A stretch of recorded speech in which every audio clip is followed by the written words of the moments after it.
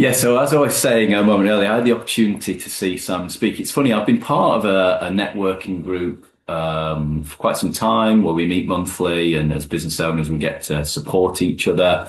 And me and Simon have been at opposite ends of the same group, if that makes sense. There's two different groups. So we would kind of bump into each other at our Christmas meal every year. And then for 2 or 3 years, we'd say hello, and it was very polite. And then we had a conversation around motivational mapping. I know that we've got a number of motivational mappers in the Zoom, and Simon has recently become a motivational mapper. And I got to witness him talk on sales as part of my group, probably 3 months ago now, Simon? Yeah, about that. Yeah. Yeah, and it's always amazing, isn't it, when you listen to somebody speak with complete congruence and authenticity in a space.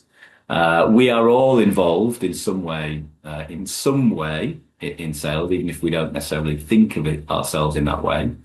We also have a huge searcher profile in terms of our motivation map community, meaning and purpose, and often a lower builder preference around money and commercial outcomes.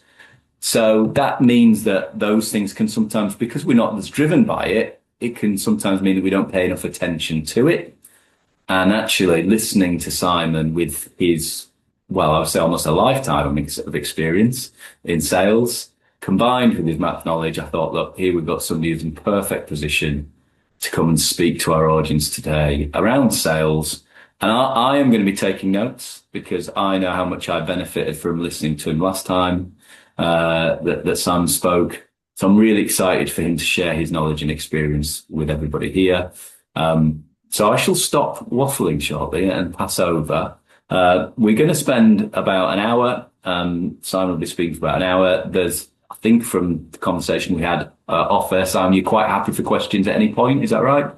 Absolutely. And please do just you don't need to put your virtual hand up. Just say, Simon, I've got a question. And please do. This is all about you. This is hopefully you'll get some good takeaways from today. So yeah, please do interrupt me and I won't be offended. And if you disagree with anything I say, of course, keep it to yourself. No, please do share this. There's so much experience around this virtual table. And everyone has a different level of experience in different areas. So please do, challenge if it's appropriate. Cool. Love it. So with that in mind, I'll hand over very shortly. And at the end, there will also be an opportunity for question and answer at the end. If something crops up towards the end, you think, actually, I'll just wait until the end of the talk. So Simon, I'm going to put myself on mute now and hand over to you. It's very kind. Thank you so much. So, I'm Simon White, and I've got you for the next hour or so. So, just very top line, what we're going to cover this morning. We're going to look at sales mindset. That's really important. So, we're just going to cover a little bit around sales mindset, a little bit around posturing and positioning. And that's really key. And actually, in my own business, I was able to double the revenue just by making a very small change to how I positioned myself. So hopefully there'll be some interesting takeaways there for you as well. We'll talk about the selling process, because again, there's a process to everything we do, and if we miss steps in that process, we can find out that we're not going to win that new client if we miss out steps. A little bit around gaining commitment, the closing part of sales, which everyone seems to always worry about, but actually is the easiest part. So we're going to cover a little bit around that, and I'll share with you the exact words I use and how I do it. Obviously, we've got the Q&A, and please ask questions as we go through. You don't need to wait to the end, but if you choose to wait to the end, that's absolutely fine. And if you prefer to message me via LinkedIn or on the WhatsApp group, the question, but by all means do that as well. I'm absolutely fine with all of that. But I will say this, and I appreciate we're also recording this. This is our competitive advantage. So what we're going to go through today about how to win new business, how to position ourselves. This will be a little bit about how to structure a proposal and how to gain that commitment. This is for me and it's for you. It's not for people outside of this sphere. So often we go networking and we go to somebody, oh yeah, I had a really great technique the other day. And all of a sudden we're telling everybody our secret. And I used to be in the magic circle many years ago as a hobby doing magic at weddings and stuff. And the biggest mistake we all used to make is we'd sort of go, oh, God, how did you do that? That was amazing. And we'd go, oh, I tell you. And then as soon as you told them, it was, double-sided sticky tape or a mirror or whatever, it ruined it for everybody. So yeah, try if you can, keep this to yourself. This is your unfair advantage that you're going to have over your competitors. So I'm not going to read out that slide other than just to mirror what Bevis said. I've been in sales now for 28 years. A lot of that time was spent training because I used to run a lead generator or manage a lead generation agency. I was business development director for a marketing agency. Recently become a motivational mapper as well. I've got, I think, about 20 to do next week. So that's going great. And for the last 11 years, I've been developing sales teams. And some of my clients are small and some of my clients are huge, and they come from all sorts of sectors with all sorts of challenges, but hopefully there'll be some parallel lessons that I can share with you today that will help in your business and your business growth. So if that's okay, that's what we're gonna cover today. So a question I often ask people, and I'm asking you rhetorically really today, is how do you see yourself? Because when you're a trainer or a coach, we might see ourselves, oh, I'm a trainer, or I'm a learning and development professional. Some people on this call today might go, well, actually, I feel more HR because that's my background. But do we actually ever see ourselves as a salesperson? And it's a difficult one because being a salesperson or hearing the word sales has so many links to that used car salesperson. They're brash, they're very kind of direct in how they do things. They don't take no for an answer. They're pushy.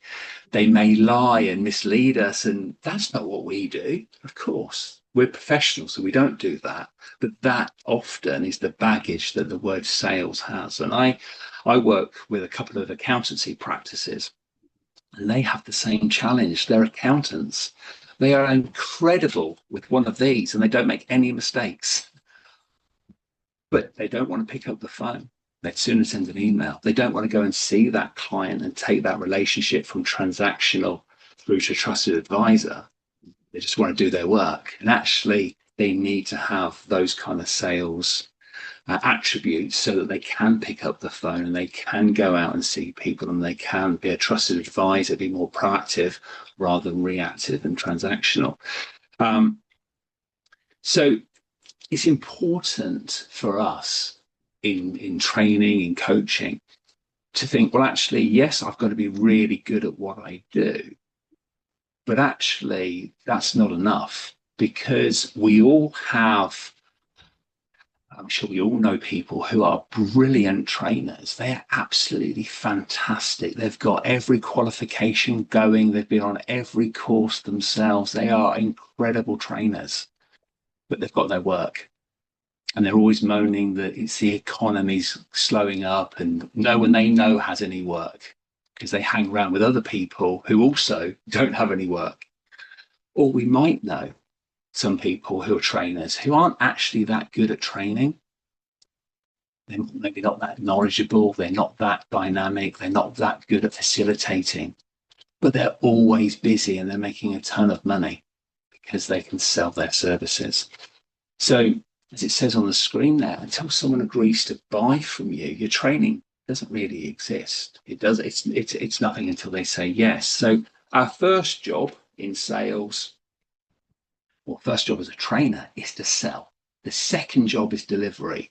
Now, I'm not saying for 1 second we don't have to be really good at what we do, because of course we have to be, because that's how we get referrals and that's how we get repeat business. And our whole brand is based on us as individuals because that's what people are buying into. So we've got to be really good at what we do, but we've also got to be really good at selling. Because if we can't convince somebody to spend money with us, well, we're going to go without. And that's really, really important. So we need to be able to be very persuasive. And the way I really see sales is it's not about selling. You know, I'm trying to convince somebody to buy my wares. It's about helping.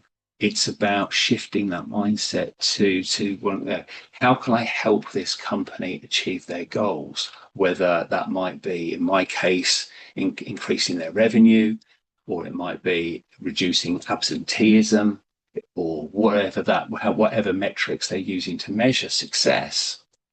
How can I help them? And the question I often ask, I was talking about this just before we came on, as we approach Q4 of the year, I'm saying to people that maybe use me on a more ad hoc basis, I'm saying, how can I support your team as we head into Q4? And how I see sales. How can I support them? How can I better help them? And that's what selling is for me. Um, and I know lots of trainers who don't have a lot of work on. And it's not because they're not very good at training. It is because the sales and marketing element has let them down. And for a lot of my clients who are more technical, whether that's an accountancy or a scientist, I have a scientist that I coach. They're brilliant at what they do, but the selling element, what they weren't taught that when they went to university to learn how to be a scientist or an accountant. So they're having to pick it up now in later life, and it's not coming easy, especially if you feel that you're more introvert and you've kind of got in your mind that salespeople are more extrovert. I was painfully shy at school, and you put me in a social situation, and I'm quite introvert. Put me in a business sense because I know that I've got to work the room, as it were. Then I'm different, but actually, the real Simon is still that shy young lad who lived on a farm miles from anywhere, not the guy that actually stands in front of a room full of people. Um, so important on that mindset point that you're a salesperson who happens to sell training, or you're a salesperson, as I mentioned, who happens to be an accountant or a scientist or whatever that might be. So that's something we need to get our head around. And it's a tough one because I have a friend of mine, I mentioned about the magic. I have a friend of mine who's a magician, and he said to me, he goes, Simon, he goes, I love magic. He's been on TV and stuff. He's like, he goes, I love magic, but I just hate getting the work. I wish the work just came to me. And he said to me, he goes, look, can I pay you some commission for you to get me some work? And I said, well, surely it's as simple as, contacting some hotels and some events operators and having a conversation with them and arranging to go in for a chat and maybe showing them a few tricks. And he's like, yeah, it is that. But I go, I don't want to do it. I just want to go and do the magic. And it's the same for us in a lot of people in training. We love the training, we love the facilitating, we love creating those programs, but going to convince somebody to give us money, that's a bit icky for lots of people. So sales, I'm hoping it's coming across, isn't that dirty word. For most, I come across lots of bad salespeople, pushy and all the rest of it, but most people I come across and don't have that approach. They're very professional, and they will only sell where there's a need that they can satisfy, and that's an important point. So they're helping people solve a problem, and everything I do when I'm out and I'm talking to my own prospects, my own prospective clients, I'm looking: is there a problem, a challenge, a frustration that I can help solve? If there isn't, then I'm probably in the wrong room. But if I go to a company and they tell me, well, our target for this year is £1 million and we're on track to do 800,000, then there's a gap. There's a gap that I can help them fill. But if I go to somewhere and they go, no, we're hitting all our targets and our team are brilliant, and, then I can't really sell them anything. So I'm always looking: is there a problem, a challenge, a frustration that they want to solve? Do they want to solve it? Can they afford to solve it? And, do they really want me to help them solve it? And is there a metrics that we can measure it against as well? That's important. So if you don't sell your training, someone else will sell their training, and it might not be as good as you. Okay. So, by the way, if there's any questions as I'm going through, please jump in with them. My mindset when I'm selling is one of a doctor. This is a very popular framing for mindset when it comes to selling. Sorry? Sorry, I didn't hear that. Was someone speaking? I don't think so. I didn't pick anything up then. Don't think there was. But if we'll just pause, see if anyone wants to unmute and speak. Otherwise, I think you're good. Okay, no worries. So the reason why we look at the mindset of a doctor is for the reason that most salespeople just, if there was one superpower that we should all have when we're thinking about sales, it's our ability to ask really good questions. The better the questions we ask, the better the answers we're going to get. And that's why we think of the mindset of a doctor. So if you go to your local GP, if you can get an appointment and you go in and you sit down, they don't go, right, take a seat before we get started and let me tell you about me. I've been a doctor for 25 years, and happy patients of mine include Mrs. Smith from number 67, and I cured her hemorrhoids. They don't do that, do they? They say, come in, sit down. How can I help? And you might go, oh, well, I've got a really bad headache. So can you prescribe me your most powerful headache tablets? And they don't go, yeah, of course, I can do that. Because they get struck off. And you would never believe them ever again if they were to do that. But they don't do that. They go, tell me more about that headache. How long has it been going for? Describe the pain. Does it hurt anywhere else?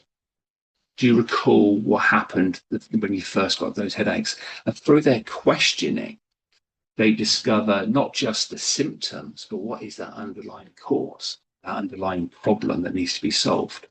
And they might discover in that analogy that actually it's nothing to do with your head at all. It might be just a trapped nerve in your knee or something, whatever it might be. So my mindset, and it's something that when I do all my training programs, it's not about the gift of the gab. It's not about talking. It's not about what you say. It's not about being really extrovert and going in there and go, right. It's not that at all. It's about going in and asking questions and having that mindset of the doctor and going, okay, well, how can I help? What is your biggest challenge around whatever it might be? And getting them to articulate that. And for those of you, and I'm sure it's most of you, you'll have come across the old saying in sales, we've got one mouth and two ears. So use them in that ratio. So listen more than you talk. And that is key in what we do in selling. I'm very conscious in when we do these kind of webinars that for most of it, I'm talking, and it's really alien to me to be talking for so long, because when I'm training, of course, I'm not doing all the talking. So it is alien. So in sales, I will go to a meeting, and my whole objective is to uncover a pain, find out how much that's hurting them as a business, and then articulate how I can help them. That's the simple process I go through, whatever that might be for them. So yeah, if you don't sell your own training, someone else is going to do it. And and you are, I'm sure, everybody around this room, because you wouldn't be in part of Bevis's group otherwise. You're also obviously excellent at what you do, and there's no doubt about that. But it's that selling that's going to keep us busy, keep us out there, getting us all that extra work. And we all sell every day. We sell to our spouses, we sell to our kids, we sell, we're selling in ideas to our colleagues or managers or whatever it might be. Are we selling in at some point over the weekend to my wife the idea that actually, why don't we get a takeaway and not have Jackie Potato or whatever it might be? Or I'm selling the benefits of my children of cleaning their teeth as opposed to pretending to clean their teeth and then going to bed. So we're always selling. We're constantly selling. So if we can sell it in that context, home than actually selling to a company that needs our services because it's going to help them reduce absenteeism, increase sales, do whatever it might do. That's what we're all about, absolutely about. Let me just pause there, if I may, because I'm conscious that I'm doing all the talking, and that's fine on the webinar. But does anyone have any thoughts on anything we've covered so far before I move on to posturing and positioning? Either you're all far too polite, or I'm doing a good job, or you're all asleep. We'll pretend it's the positive version. Just one from me, Sam. You mentioned uncovering a pain, and then you talked about articulating. What was it you said after that? So we've uncovered the pain or the challenge that the person or the business is experiencing. What was the next bit you phrased after that? You talked about articulating. I didn't quite catch the rest of it. Well, it would be articulating how we can solve that problem. So it's a bit, in a way, it's a bit like the grow model. Where are they right now? Where do they want to get to? How are we going to help them bridge that gap? And why should they trust us to do it? I mean, that's essentially the process that I'm going to go through with them. But I need to know where they are right now. And I also need to know where they're going to get to. And then my job is to explain how I can help them bridge that gap. And then finally, why they should trust me to do that work. But identifying that problem, that pain. Now, you may be on sales courses, some of you before, and one of the things that you'll always be told when you're selling, identify the pain, find the pain, sell to the pain, find the problem they're having. And yes, that is absolutely correct, but it's only part of the puzzle. Because if you find that someone's got a problem, absenteeism is too high, or sales are down, or whatever what might be in your world, that's fine. But what I really need to know is, what is the cost of that problem? If you can find the cost of the problem, now you can articulate how you can help reduce that cost of the business. I'll tell you a very quick story. It's from a book. It's on the shelf behind me, I'm sure. And it's from a book called Spin Selling by Neil Rackham. So if you have Spotify and you love learning about sales and business and stuff, you can get the audio version on Spotify, or you can buy the actual book. So it's called Spin Selling by Neil Rackham. And SPIN stands for situation, problem, implication, and need payoff. Okay, so you don't need to remember that, but there's a book if you want to look at it. Say situation, problem, implication, and need payoff, and that's how I sell personally when I'm out selling. So the first thing I want to do is, what's their current situation? What problems is that causing them? What's the cost of those problems? And then I'm going to articulate back to them what utopia might look like if they work with me.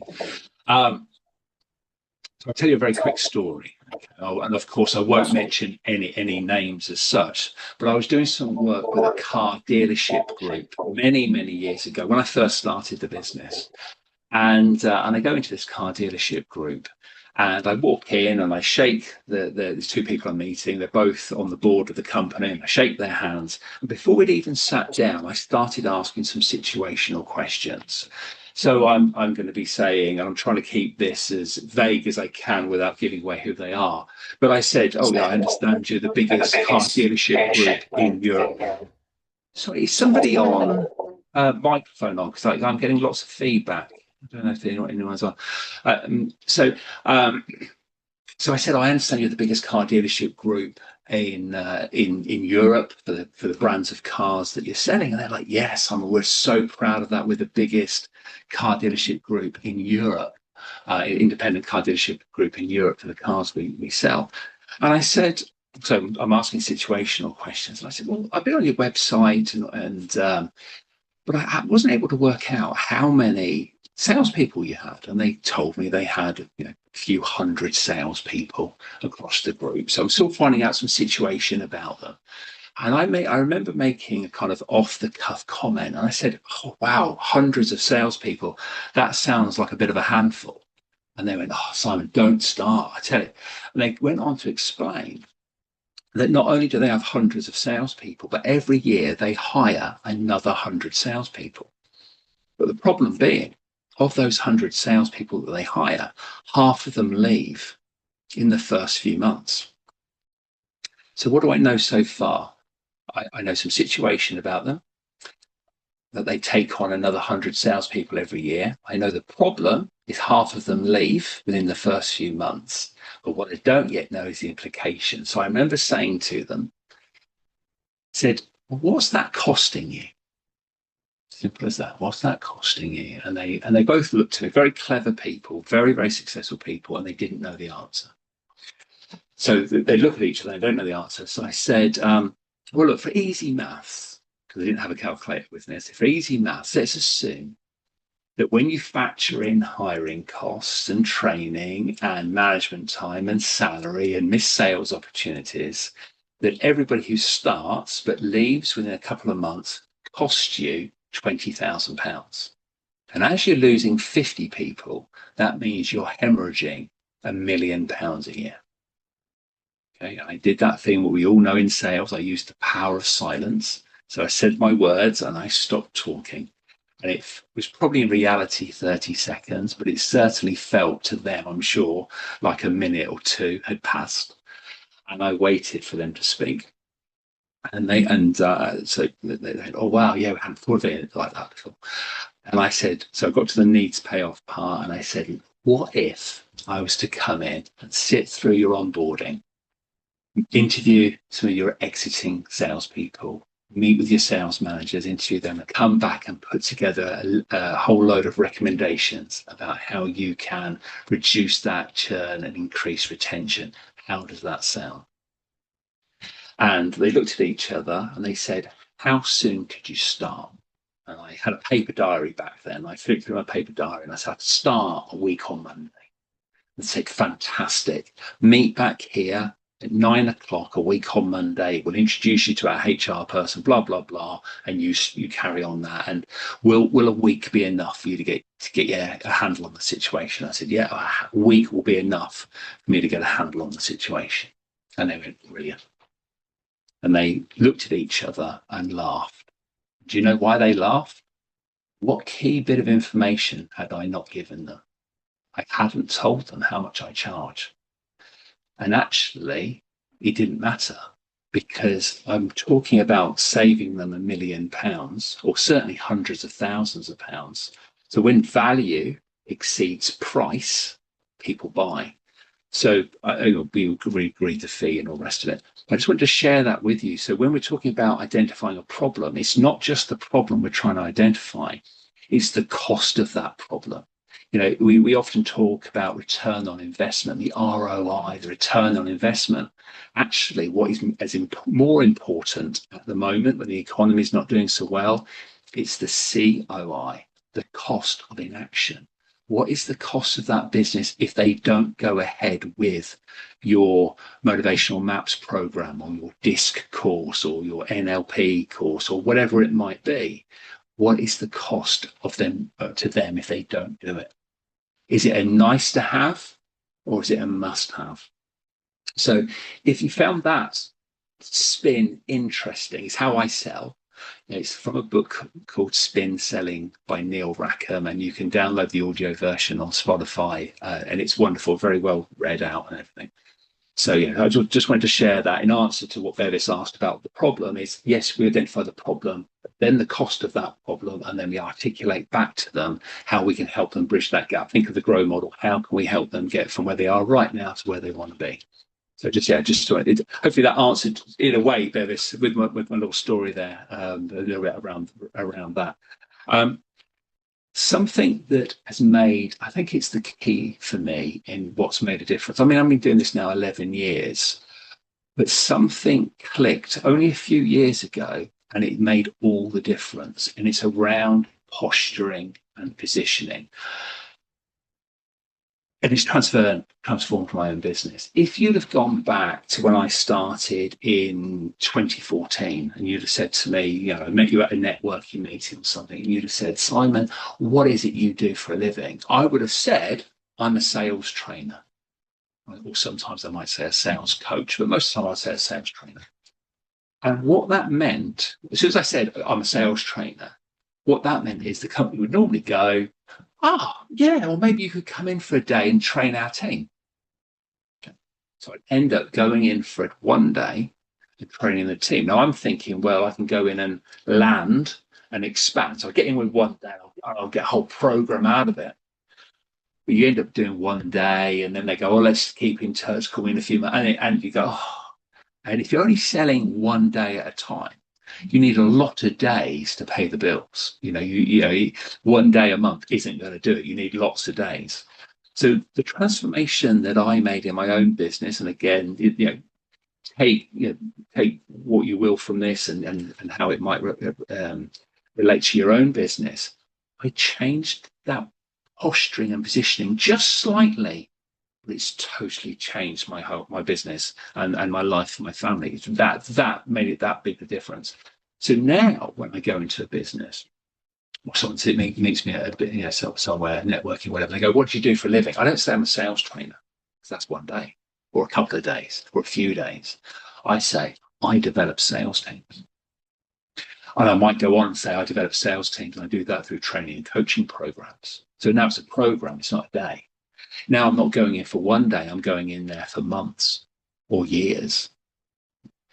That subtle difference, which hopefully you all kind of go, "Oh my God, yeah, I can see where you're coming from."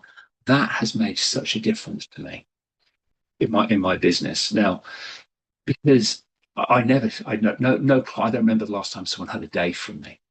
Yeah, they get a program now. So, and it's phase one of a program. So I never say this is the program. I'll say phase one is going to look like this. So if I say that, then of course there's going to be phase two or three or whatever coming on down the line. So phase one, we're going to do this. I develop sales teams and do that through training and coaching. And phase one will look like, and it's that has made all the difference to me. And when I started, I was working with companies that turning over hundreds of thousands, maybe a million at biggest. And this year, some of them have been worth billions because of that subtle difference. And I only share this with you because you're in Bevis's group, and you're obviously on this webinar because you care about business growth, but you might already have done this yourself. So, I'm not saying, but for me, that subtle difference made all the difference for me. If people see you how you see yourself. I can listen to this, Simon, and relate massively. I remember when I was exiting employment and setting up as a coach. I spent quite a while telling people I'm a leisure centre manager who does a little bit of coaching, which makes me chuckle and smile now. And then I remember the first time I described myself as a coach, and I'm sure there's probably people on the Zoom who may have described themselves as a motivational map practitioner, or as a coach, or as a consultant. But I think we can all probably consider how we position ourselves, because within this Zoom, we've got people with the ability to completely transform leadership capability. Yeah. We've got people in the Zoom, we've got the ability to transform motivation and engagement levels within business. And we could go on. So I think it's such a lovely, simple thing we can all consider and reflect on as a result of what you're sharing. Absolutely. Cyrus, you've got your hand up. Yeah, you told me not to do that earlier, but I've done it now. I've used the digital hand. Um, uh, so I'm just getting a little bit forensic with the language, because that seems to be the thing. Is it more a question of saying this is what I do rather than this is who I am? Well, I think for me, and in every business is different, it's about the outcomes. And I was speaking to another trainer this morning, and who does DISC and a few other things. And I was saying, for me, I rarely do I sell to. I mean, I don't actually think I've ever done it. I don't think I've ever really sold to a learning and development person.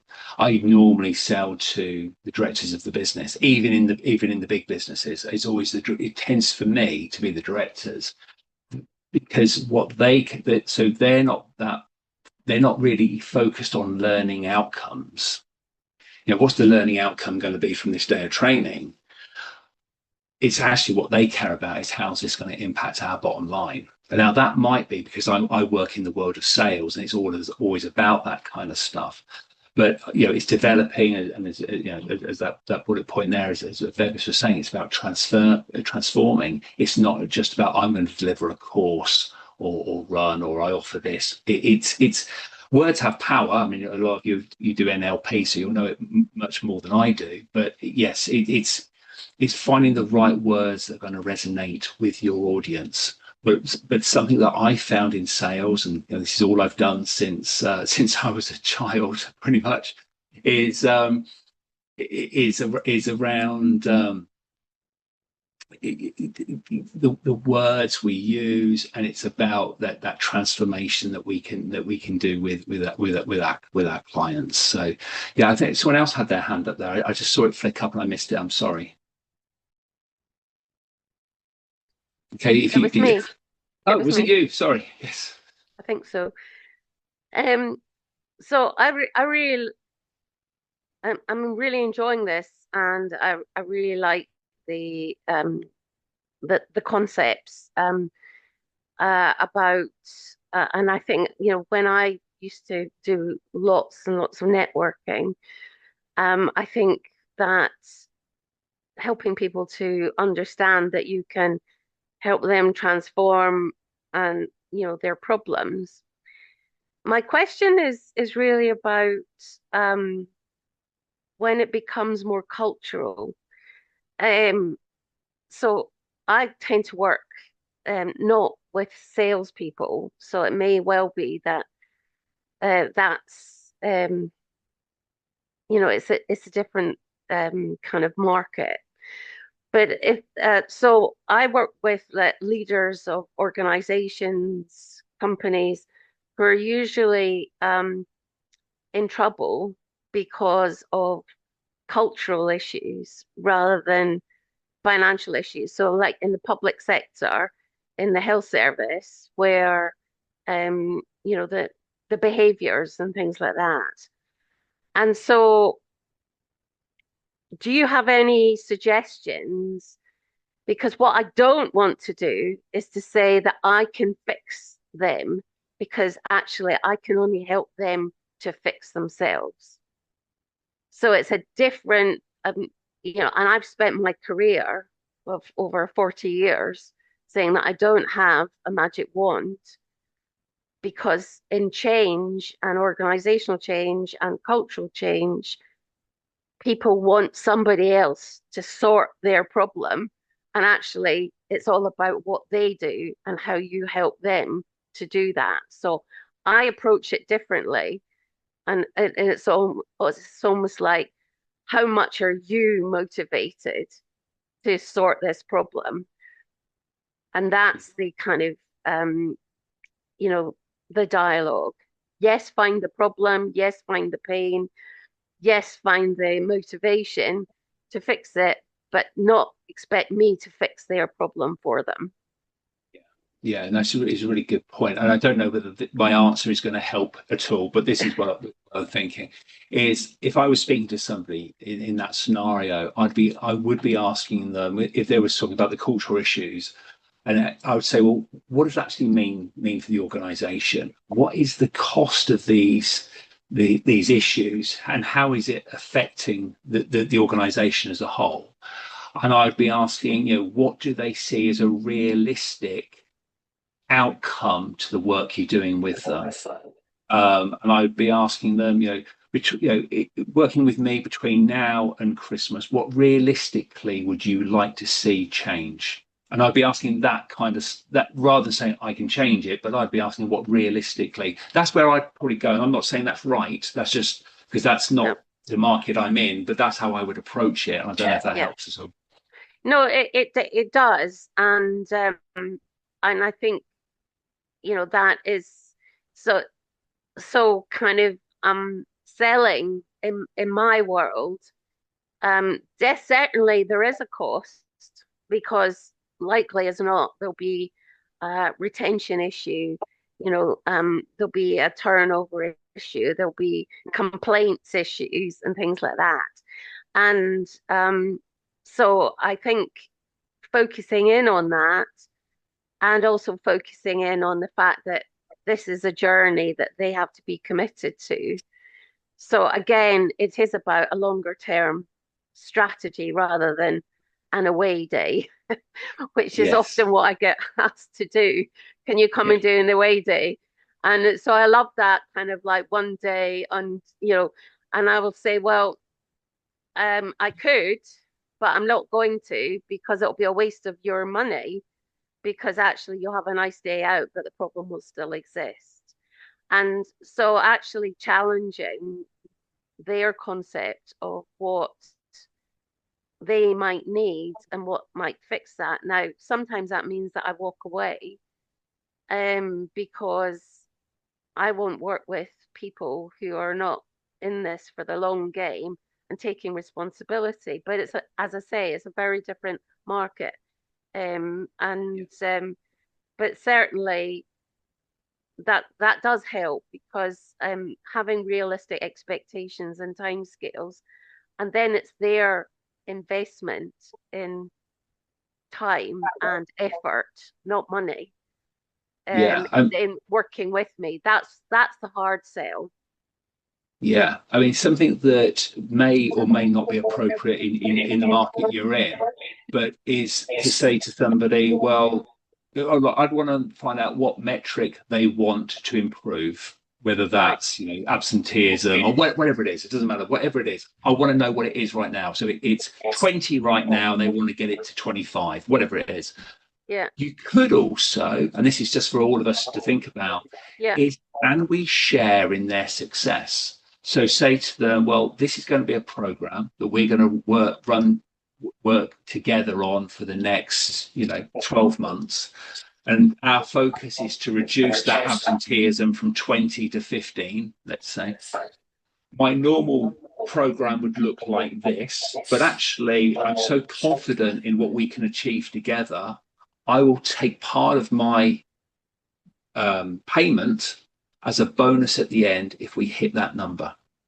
Now, what that does, you think, well, I don't want to risk my money because that's beyond my control. You only risk a small amount, but it means that they're committing to working with you for a longer period of time, because you can't make a change in 3 days, but you can make a change in a year or whatever. So just something to consider, that Okay. I'm trying to do that a lot more with my own clients, and saying, look, well, the program is going to look like this, but actually, if I can help you get to that £1 million, then when I like sharing your success, have a shared success model. I hate skin in the game, there's that word, but then I've got a vested interest in it. So maybe something else there to consider for some of us, whether we can actually get paid in a slightly different way rather than it always being day rates.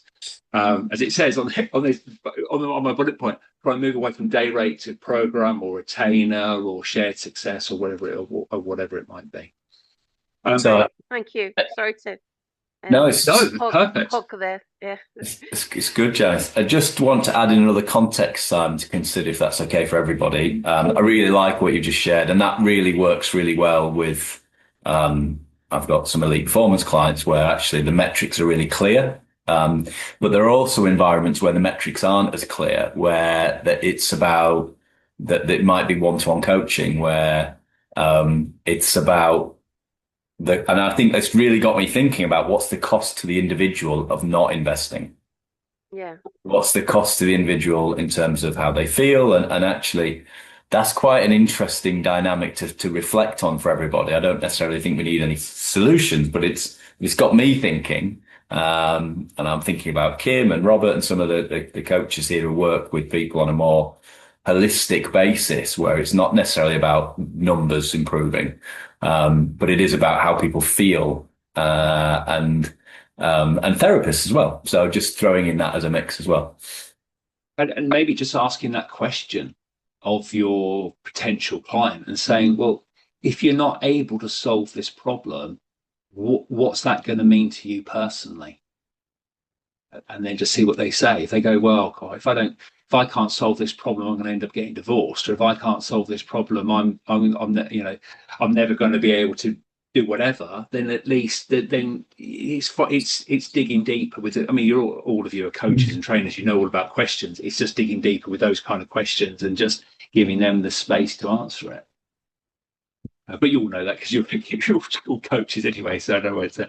But something else that I wanted to share with you is how to structure a proposal, because that's really important. I see all sorts of proposals and quotes. And Bevis will know we have a friend of ours who hates the word quote. I know, and every time you go, yeah, I've just quoted somebody. He goes, no, it's not a quote, it's a proposal. Okay, he's right. We're proposing a solution. I'm not quoting to paint your fence. Okay, so the language is important there. But I want to share something with you called NOS. Sales is full of acronyms, and I'm going to share this one. And if all you remember today is this slide, I promise you will win more business. Even if you're winning loads now, it is, but you might already be doing it. So I'm not saying you're not, but NOS. So nose is in the nose on your face. Obviously, as I was saying to Bevis earlier, it isn't long till Christmas. We're just coming into Q4 soon, so Christmas will be here soon. I've got my gilet. I thought it was on the back of my chair there. My gilet is ready to go on as soon as after this session.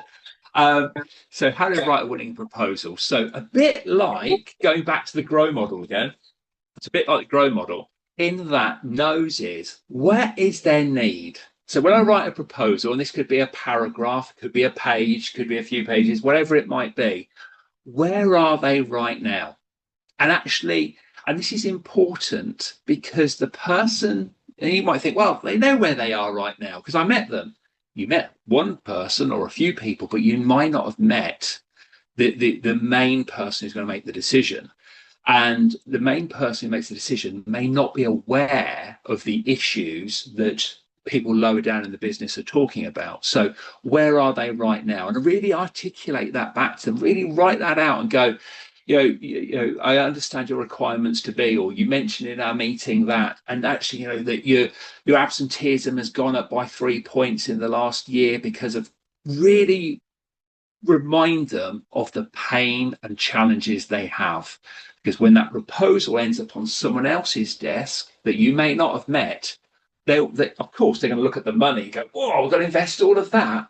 But when they read that first page, because it's all about them, their first page, you go, oh, wow, I didn't realize that was the problem. I didn't realize that was what that problem was costing us. So first thing we do is it's all about them. So most proposals are written the wrong way round. I've been in training for 30 years. I've got this coaching qualification. No one cares about that at that point. That comes later on. The first thing is the need. Where are they right now? What is the problems they're going with? What do they want to get from this? What's their desired outcome? So in my world, it might be the need is their conversion rate is 20%, and they need it to be 40% in order to hit their targets. Simple. See, it wouldn't be like that, but that's where we are. So where are they right now? Where do they want to get to? How are you going to get them there? How are you going to help them bridge that gap? So that's where you put the meat of your proposal and the pricing in there as well. So how much it's going to be. And I always use investment. I think, not price, it's not cost, it's always an investment. You're investing in my solution. It doesn't cost you anything. You're investing. So it's always an investment. So my page, actually, my own proposal says your it will say your investment, and lower down it goes your total investment will, for phase one is So the solution, how are you going to get them? So where are they right now? Where do they want to get to? How are you going to help them? And the final part is, why should they trust you? That's where you put all your logos and maybe some testimonials and all the rest of it. And if you structure your proposal like that, there's a great definition of selling. I love this.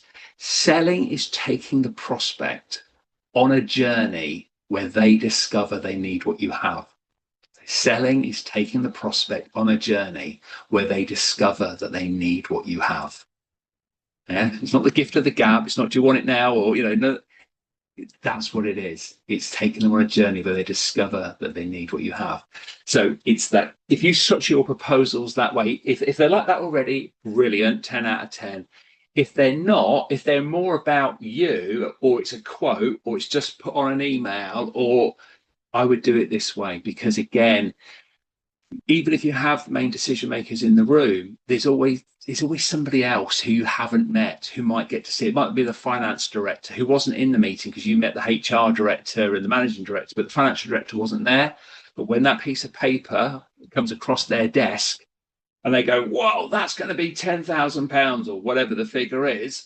Oh, and they go, and they're, "Oh, right. Wow. I didn't realize that problem was costing us so much," or whatever it might be. So I wanted to share that with you because it's really, really important. And to go back to what we're saying about the doctor's mindset, we call it the discovery stage, that when you're asking all the questions, really, really crucial to get that information up front to understand the real reason they want to do it. Dig deeper. I was working with a new client, and they said, "Oh yeah, we're looking for a sales trainer." Okay, despite what I've said about the positioning, they said, "Oh, we want a sales trainer." I said, "Okay, why?" I wasn't as blunt as that, but essentially, why? And they said, "Oh, the team, they could be better, and they're not all hitting their targets." I said, "Right, this is not going to be cheap." Again, I didn't use these words. It's not going to be cheap. So what metrics has to improve to justify this investment? And they said, and for them it was conversion rate. So to get from 30 to 50% conversion rate. So on every page of my proposal, that was the title: to increase conversion rates from 30 to 50%. And that was bang, literally hitting them around the head every time, bang, bang, bang on every page. And I'm not shying away from that's what they're going to judge me on. And if I can't do it, they won't keep going with me. Yeah, so I was very, very bold with that. So you can Google that. I mean, that's from a book called Persuasive Proposals. Can't remember the author's first name, but his surname, I think, is Sant, S-A-N-T. So Persuasive Proposals by somebody Sant. And you can read all about no's. Very, very, very, very good way of doing it. But if you don't read the book, just structuring your proposals that way will help you be more persuasive, because not everybody who makes the decision is going to be in the room when you meet them. But it does bring me on nicely to something around using the right language. So I say investment, I never say cost or fee. It's an investment. I'm very clear. I never write cost or fee. Obviously, I recommend. I don't. Oh, I think. No. It's always I recommend. It's an agreement. It's not a contract. There's some subtleties around that we don't have time to get into, but agreement works better for me. They authorise the agreement. They don't sign the contract. It's subtleties.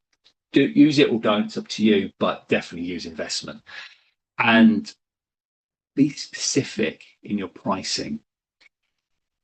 As it says there, how much is this going to cost? £1,000. It's like you just plucked it out the air. Your investment's going to be 1,257. Now it sounds like we've had a calculator out, right? Of course, it's got to be accurate anyway, but don't round it up or down to make it a round number like 1,000.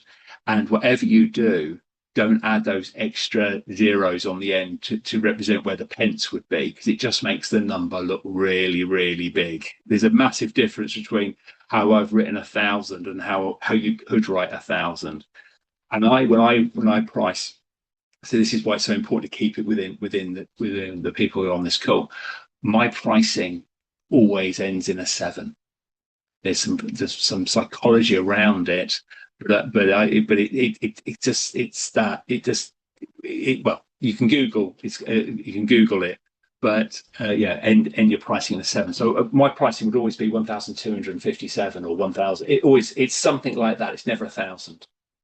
And the reason behind it, when you buy a TV, they'll go, you can have this new TV for £999 because they don't want to put 1,000. But when you're selling in a business to business context, it's slightly different. So imagine you've got a couple of people going in pitching for the same piece of business. One's charging 950 and one's charging 1,257. Right, just use those two figures, right? So the buyer takes those two figures and gives them to their boss, and their boss goes, all right, okay, well, you've seen two trainers. How much are they charging? It might be the buyer goes, they're both around £1,000. Okay, so in their head, they've rounded one up and one down. They're both about £1,000. Then their boss goes, okay, we'll choose the one that you feel is going to have the most impact. So actually going above the round figure can help. Now, I do it personally. There are situations when I don't do it. I consciously look at it. So if it's just below a 10,000, and I think that's probably they're what they can sign off, I'll keep it below the 10. If it was about 1,000, then it's definitely going to go over. You take the bits you like from what I'm saying, use, and the bits you don't like, ignore. By all means, it's absolutely fine. But that's something that I found as we go through. I always say investment on there. I always investment, and my figures will never have those extra zeros, and they always end in a 7. Nothing ever. The cost is never 1,000 or never 10,000 or whatever it is. It's always a specific number. You use it or not, but that's how I do it. And I want to share a couple of things before we finish today. One is around the process. Okay, there is a process to selling. This process I've got in front of me may not be the process you do. That's absolutely fine, but it's a generic one that I just want to share with you. So if we think about when we're selling, there are certain steps we have to take in order to win. And by win, I mean we get to work with them, we get paid and all the rest of it. So the first step is we've got to make a confident first impression. So we walk tall, we walk in, we shake hands, or there's no mistakes on anything we're sending them, whatever it might be. There's a confident first impression. The next step is we're going to ask some really great questions. Remember, that is our superpower. If you don't ask great questions, then we're going to get stuck. So we're going to ask great questions. We're going to qualify the opportunity. So by asking questions, we're going to qualify the opportunity. And qualifying basically means, is this the right fit for me? Or am I even the right fit for them? So it's basically assessing, is there a good fit? Now, for me, most of my work is very local to me. If I think of my biggest clients are all within 15 minutes of my house, because I've prospected them very locally. They're all very, very local. 15, 20 minutes of my house is most of my clients. So one of the qualifying criteria that I would use, if somebody was phoning me from Cornwall and said, we're looking for some sales training, I'm qualifying them out because I'm not going to Cornwall. It's too far for me to go. So or maybe they've got a sales team of 500 people. Well, that's too big for me. I would have to turn that down as well. So I'm qualifying, is this the right fit for me? And equally, am I the right fit for them? Because I might not be. I might be too expensive, or my program just isn't going to be right for them. They want something that's quick and dirty, and I'm going in there with the whole thing. I might not be right for them. So we're qualifying out whether we're the right fit or not. We're then going to present a persuasive proposal. So not a quote, a persuasive proposal using the nose format to take them on that journey where they discover they need what I have. We're then going to handle any concerns that they might have. Because people have concerns because there's risk in spending money. So we don't call it objection handling because I don't like that term. But certainly they're going to have some concerns. So I'm going to put their mind at rest. I might introduce them to some existing clients or share case studies or whatever's going to help them. I'm going to do that. And then very importantly, I'm going to ask for the order. I'm going to say to them, it won't be these words, but basically I'm going to say, would you like to go ahead?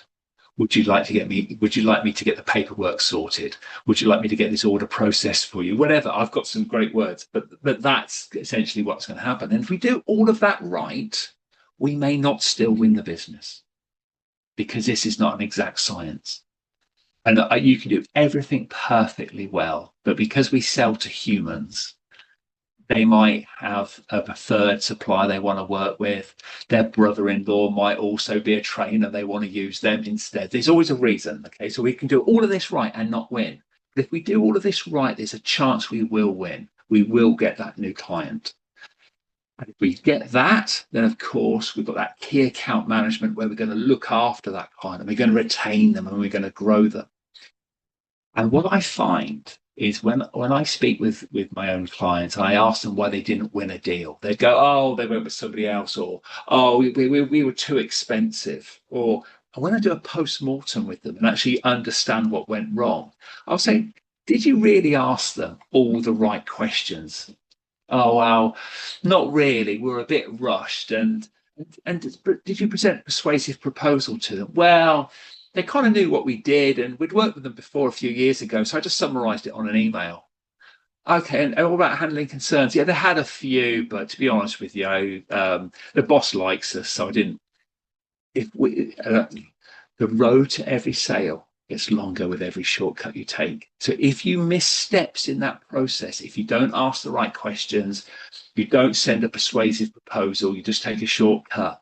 If you aren't helping them overcome any concerns, if you're not asking for the order, how did the meeting go? Yeah, really good. What happens next? Oh, well, I've left it with them. Did you ask if they wanted to go ahead? No, it didn't feel right. You see, I'm sure you've all come across that, and maybe you've had it yourself. Just ask them. So, based on what you've seen today, does this sound like the solution you've been looking for? And they say no. Okay, well, what do we need to change? And if they say yes, fantastic. So, should we get the paperwork sorted out?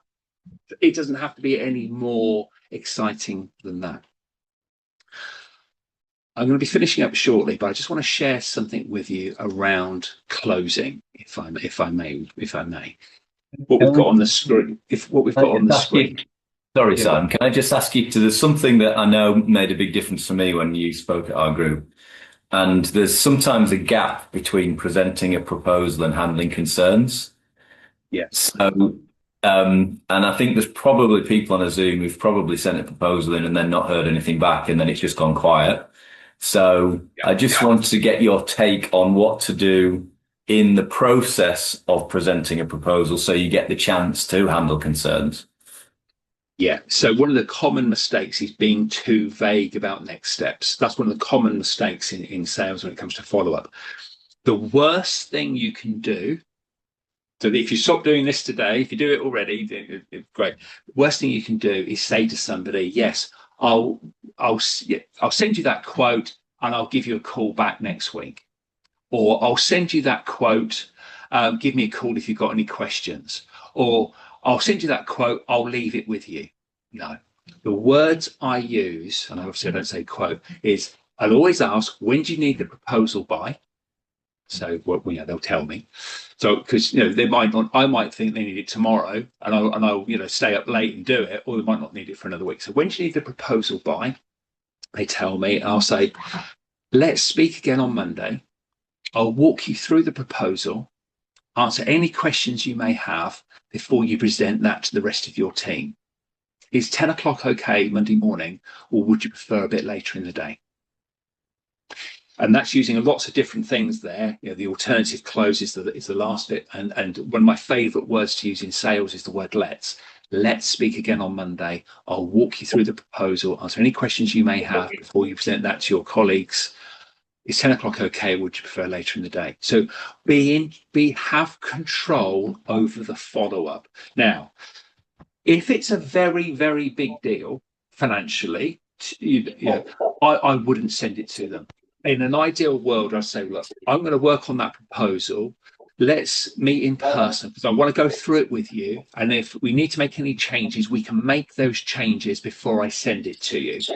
So I want to go and present it to them. So that's really important. If it's a big proposal, it's worth a lot of money to you or to them, because they might have a perception that it's a lot of money. If it's less than £1,000 or something, then email it and follow it up as I've just described. But if it's worth lots of money, go and present it to them. Get in the car and actually physically take some bound up versions of your proposal and give it to them and walk them through it. Because I can guarantee your competitors are not going to do it. We have to be better than our competitors. And most of our competitors are lazy. Most of our competitors won't go and have a meeting. They want to do a Zoom call. Most of our competitors aren't going to go and walk through a proposal. They're just going to email a quote. So we want to be better than they are. Because we're better than they are at training. So we might as well be better than they are at selling as well. So for me, if I'll always say, when do you need it by? Let's speak again on Monday, whichever day. Let's speak again on Monday. I'll walk you through the proposal, answer any questions you may have before you present that to the rest of the team. Is 10 o'clock on Monday okay, or would you prefer later in the day? If it's a big proposal, then I'm not going to do that. I'm going to say, let's meet in person. I want to go through it. We can make any changes you need before I send you the final version across, because therefore you're collaborating on the solution, not just sending them a proposal in. Very important. And let's say they go, yeah, okay, 10 o'clock on Monday's fine for you to call. Great. Then I send them a calendar invite. We call that kind of close a micro close. It's not the big close. I'm not saying, do you want to go ahead? It's that mini commitment to what's going to happen next. And if I could go back to August the 7th, 1997, which was my first day in sales, and I could only give myself one piece of advice, it would be that. Always agree when you're next going to speak and be specific about it. No vague, I'll call you next week, or I'll call you in a couple of days, or no. Well, I'll call you on Wednesday, 10 o'clock, right, I'll send you a calendar invite. But if it's a significant game changer for you in terms of its value, go and see them. I've seen so many deals won simply because the salesperson was prepared to go and visit again. And I've seen so many deals lost because the salesperson just emailed it and said, well, we can do a Teams call, whatever.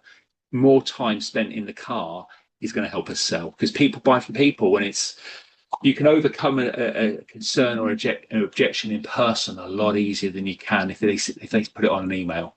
Very hard you can't negotiate via email, but you can do it in person.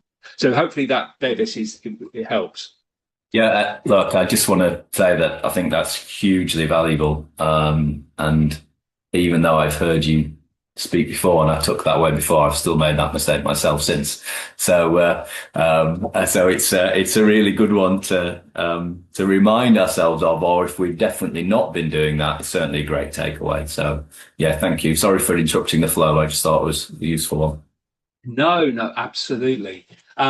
So with closing, there's three types of closes. There's the micro close, which we've just discussed. So when are we next going to speak? And sometimes I use those words. So if I'm in a first meeting with somebody, I might just say to them, so when are we next going to speak? When are we next going to get together?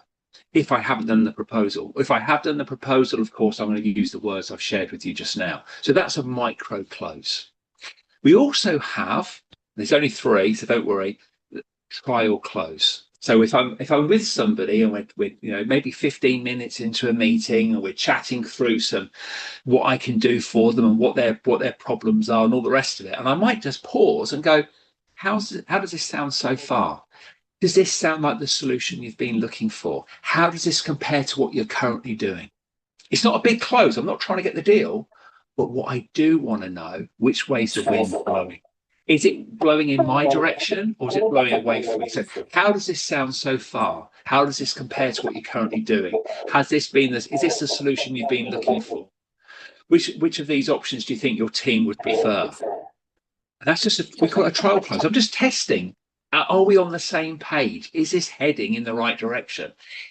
And if it is, brilliant, I just continue. And if it isn't, then I've got an opportunity early on just to pull back a second and go, oh, well, what were you looking for? Or how does this differ to what you were hoping to hear today?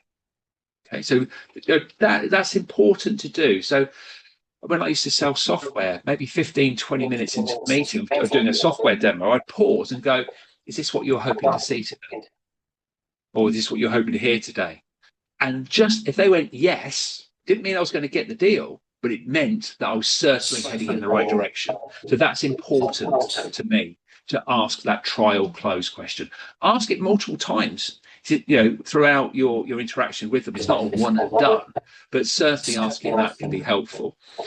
And then I did promise that I would share with you how I close. Now, I'm very fortunate that I rarely have to close in it, because what tends to happen is, because I'm trying to do everything else exactly right, by the time we get to the closing bit, normally what happens for me is the prospect goes, oh, how soon can we get started?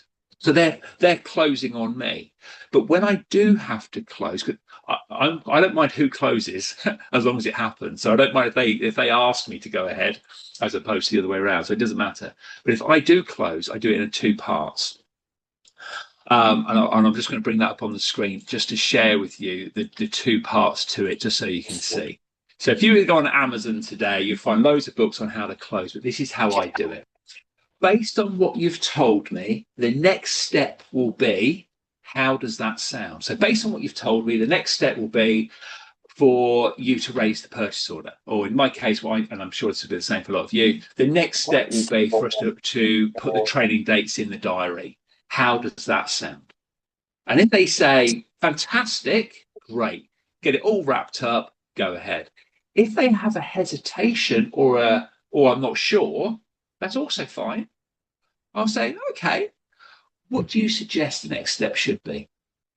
And that a lot of my clients will say, oh, that's not very hard. We want to be, that works so well for me because it's professional, it's respectful, and they might not be in a position to make a commitment there and then. And I don't need them to. I'm not selling a used car. So, okay, well, what would you suggest the next step should be? So the first part is, based on what you've told me, the next step will be, first to agree the training dates. How does that sound? And as soon as they say yes, I know I've won it, because they wouldn't be doing the training dates if otherwise. And if they say, well, I'm not sure, I say, well, okay, what would you suggest we do as the next step? And then I can guide it from that. So that's kind of my little overview. And there's one final tip, one slide. I just want to share this with you because it makes such a difference. The speed we respond to inquiries. There is a lot of evidence to show that the first person a prospect speaks to is going to win the deal. It's actually 78%. Now, you take all of these stats with a pinch of salt, of course. But I know in my business, if an inquiry comes in on email, I don't go, oh, I'll get to that after lunch, or I'll call them tomorrow. If I'm available, obviously, because I might be training, but if I'm available, I will call them immediately. I want to be the first. I hate seeing on people's websites something like that. I want to be the first to speak to them. So if you get an inquiry or you see something on LinkedIn where someone's looking for what you provide, don't email them. Don't message them through LinkedIn. Don't add a comment on their LinkedIn post. Pick up the phone and be the first to do it. And if you can do it, if you can be the first, you've got the greatest chance of winning the deal. So that's me. So and if you want to connect with me on LinkedIn, there's my URL, and there is my my QR code as well. So really, for everybody, if you want to put into the chat, what's been your biggest takeaway from today for you personally? Because everyone's going to be different. And then I'll hand back to Bevis, if I may. Oh, thank you so much, Simon. Are you open for people to unmute themselves and ask and give direct feedback? Yeah. So you've got a choice then. If everybody can either put in the chat what their biggest takeaway was, or if you prefer to share directly verbally, then do that as well. Absolutely. Yeah. And I'm absolutely happy if anyone wants to message me through LinkedIn or whatever, a question, by all means do. You don't have to do it today. If you want to do it today or next week or in a month's time, I don't mind. If you've got a question and it's about selling, if it's about advanced Excel, you're talking to the wrong guy. But if it's about selling, please do share.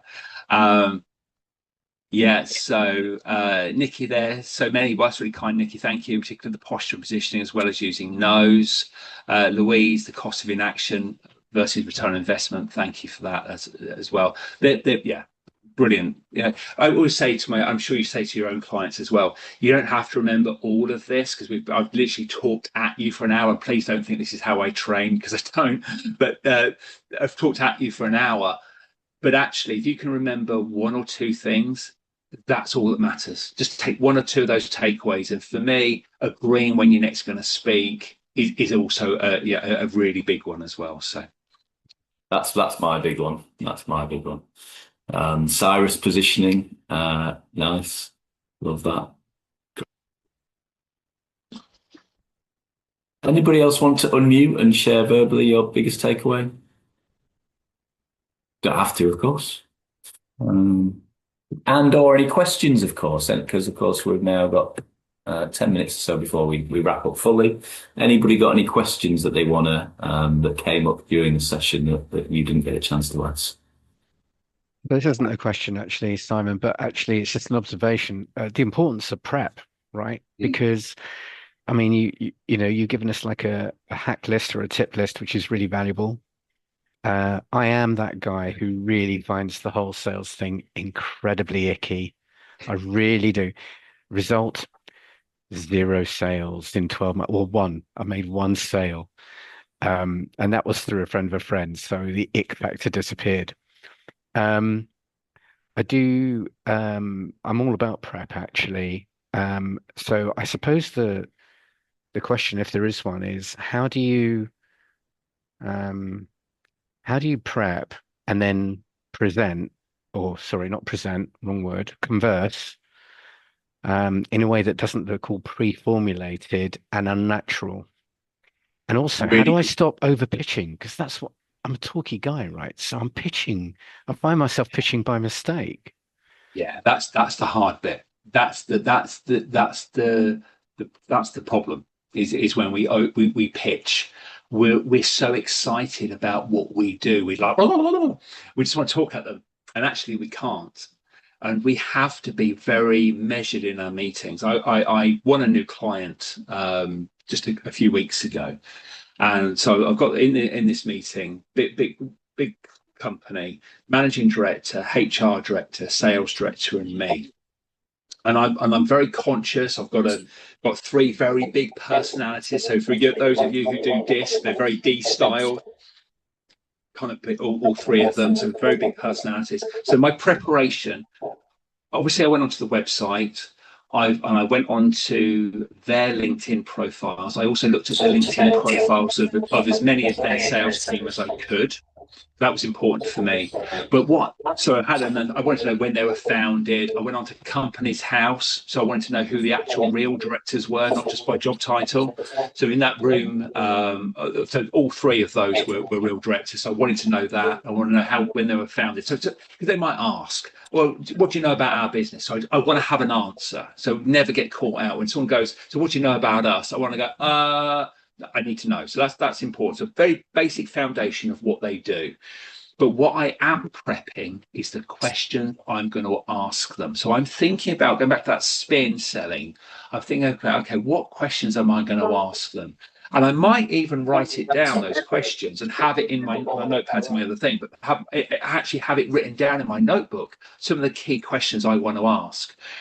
For me, it's also important that I write down the names of some of their salespeople. So if they say, "Oh, I've got a team of 5 salespeople," I'll go, "Oh, is that still Rod, Jane, Freddie, George, and Bungle?" Yes, it is. Oh, great. And because they go, "Oh, wow, he must have done his research." So I do prep, really important.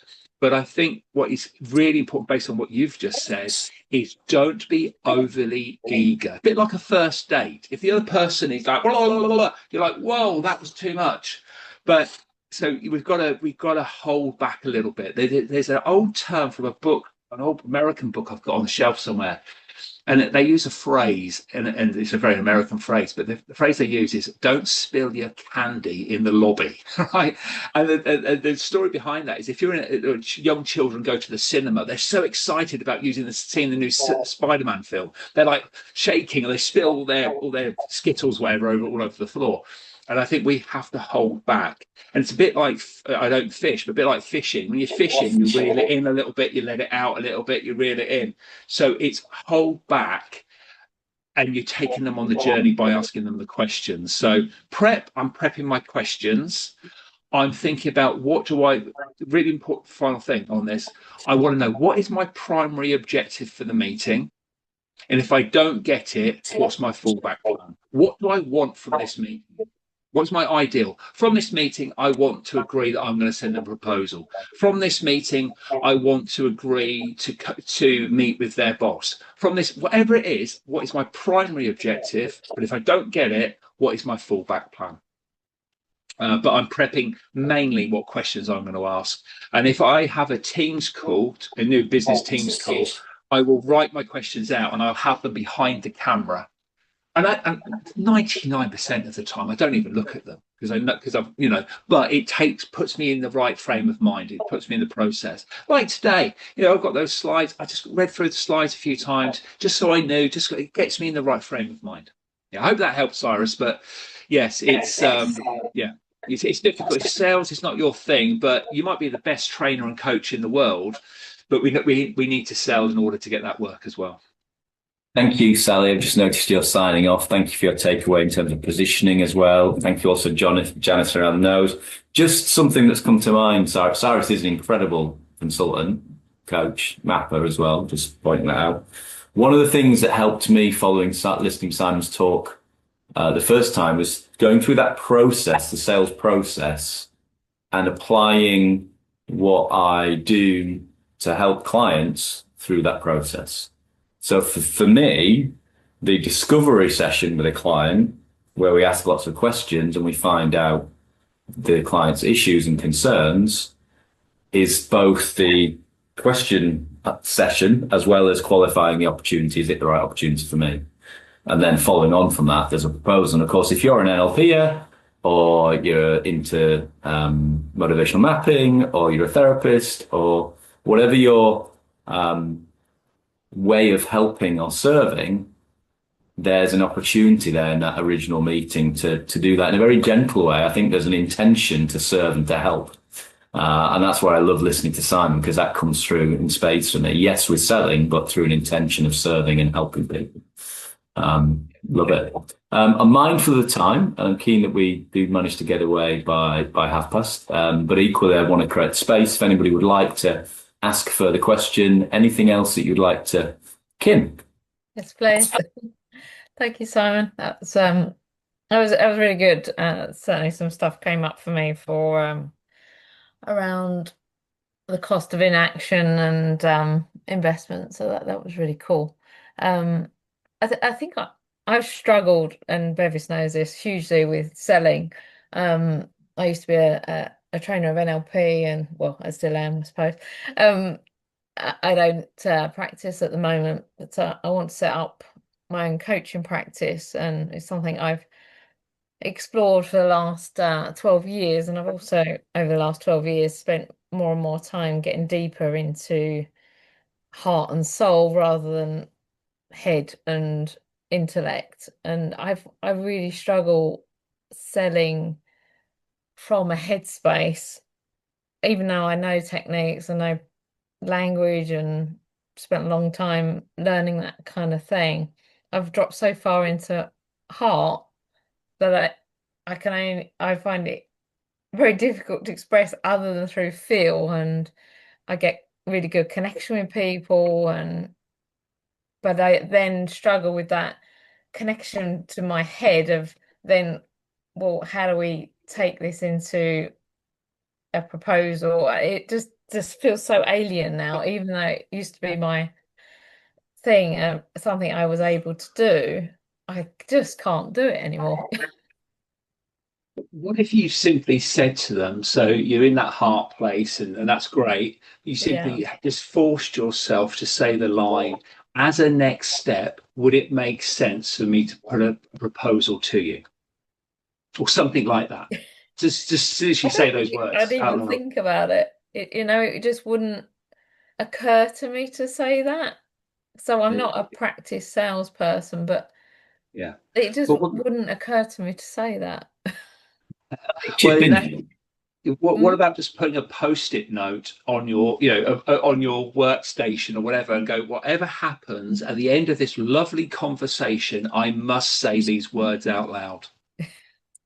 Because I've done that. I have another friend of mine who's a trainer, and he has a big issue around pricing. He doesn't think he's worth he doesn't think he's worth the normal rate. He charges a lot less than anybody on this call, I can promise you.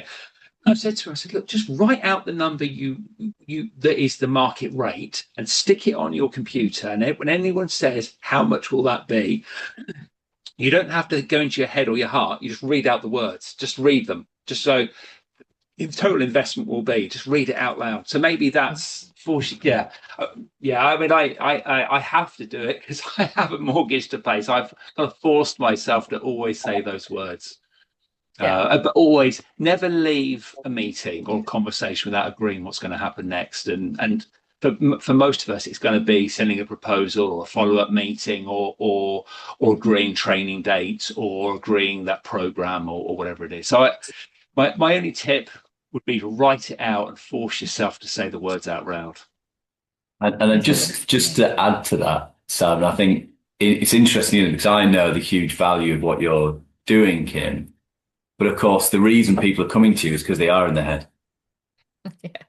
So in order to relate to them, we've got to speak to them from where they're at and get comfortable going, actually, this is where you're at. These are the problems intellectually, but then articulate the journey that you can take them on, which will be the easy bit. Articulating the journey you can take them on, I think will come easy. The describing the problem in an intellectual way will be a challenge for you, but equally, I think that's the big takeaway for me is getting comfortable with the client's discomfort, actually, of where they're at.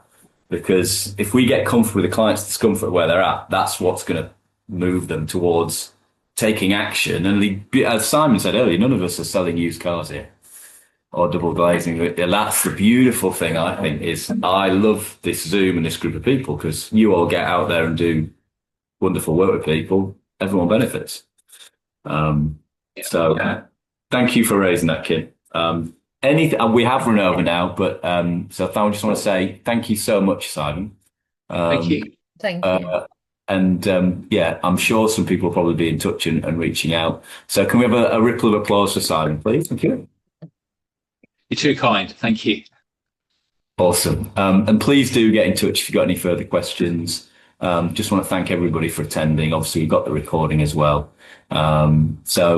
Yes, thank you so much. I feel like we could carry on talking and asking more questions, but I'm, again, mindful of everyone's time. Have a wonderful rest of the day, and I look forward to the next opportunity for us to get together. And obviously, we shall continue to stay in touch on that front. So thank you again, Simon. Have a wonderful afternoon, everybody.